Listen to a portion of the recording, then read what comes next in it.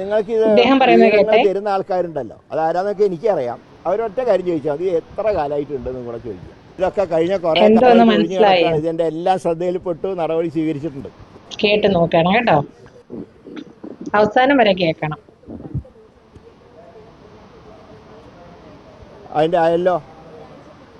ഞാൻ ചോദിക്കട്ടെ, സ്വന്തമായിട്ട് ഒരാളെ വിളിച്ചിട്ട് ഇ എം വെക്കാൻ പറ്റുമോ? ഇല്ല. DPC ലിസ്റ്റ് കഴിഞ്ഞ ദിവസം കയ്യിൽ കിട്ടുന്നത്. നടപടി സ്വീകരിച്ചു കഴിഞ്ഞു. നാളെ പുറത്തിറങ്ങുമ്പോൾ നിങ്ങൾ നോക്കിക്കോ. അതല്ലാതെ എനിക്ക് പോയിട്ട് ഒരാളെ മറ്റേ ഒരു കോർപ്പറേഷൻ ചെയർമാൻ രാജിവെച്ച് പകരം ആളാക്കുന്ന പോലെ DMO ആക്കാൻ പറ്റും? ഞാൻ നോക്കിയപ്പോൾ DPC ലിസ്റ്റ് കയ്യിൽ തയ്യാറായിട്ടില്ല. തയ്യാറാക്കിയ ശേഷം കയ്യിൽ കിട്ടി. നടപടി സ്വീകരിക്കും ഇന്ന് തന്നെ. സംശയം എന്താ?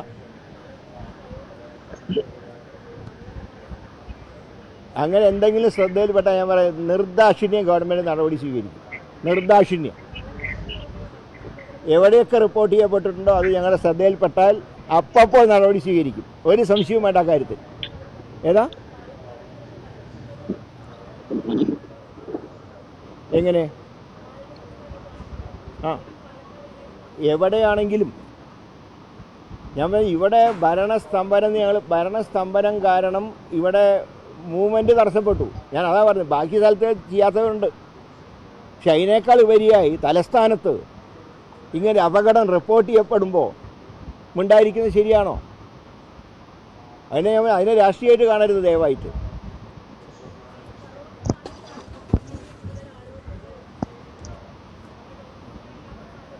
ഇതിപ്പോൾ കേട്ടാൽ തോന്നുന്നു ഇതൊക്കെ ഒരു മാസം കൊണ്ടുണ്ടായിട്ടുള്ള ഇതൊക്കെ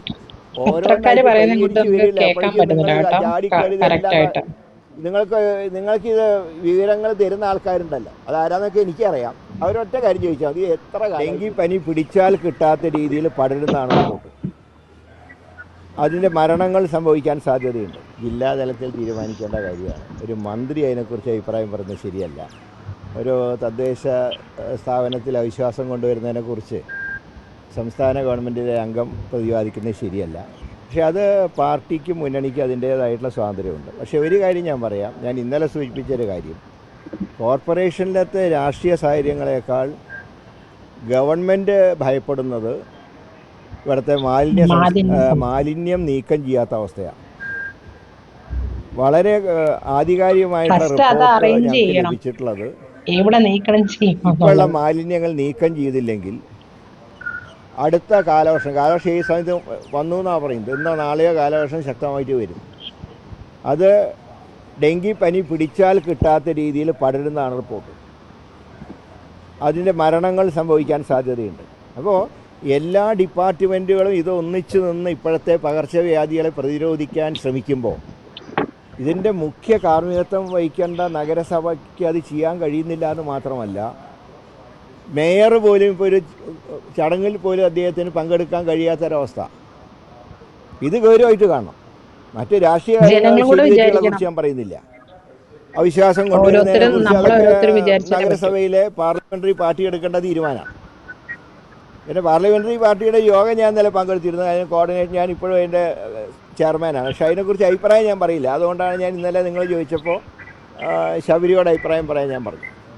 അത് അതിൻ്റെ വഴിക്ക് നടക്കട്ടെ. പക്ഷേ മാലിന്യം നീക്കം ചെയ്യൽ ഒരു കാരണവശാലും തടസ്സപ്പെടാൻ പാടില്ല. ഞാനത് മേയറോടും ഞാൻ സംസാരിച്ചു, കളക്ടറോടും ഞാൻ സംസാരിച്ചു. അക്കാര്യത്തിൽ സർക്കാർ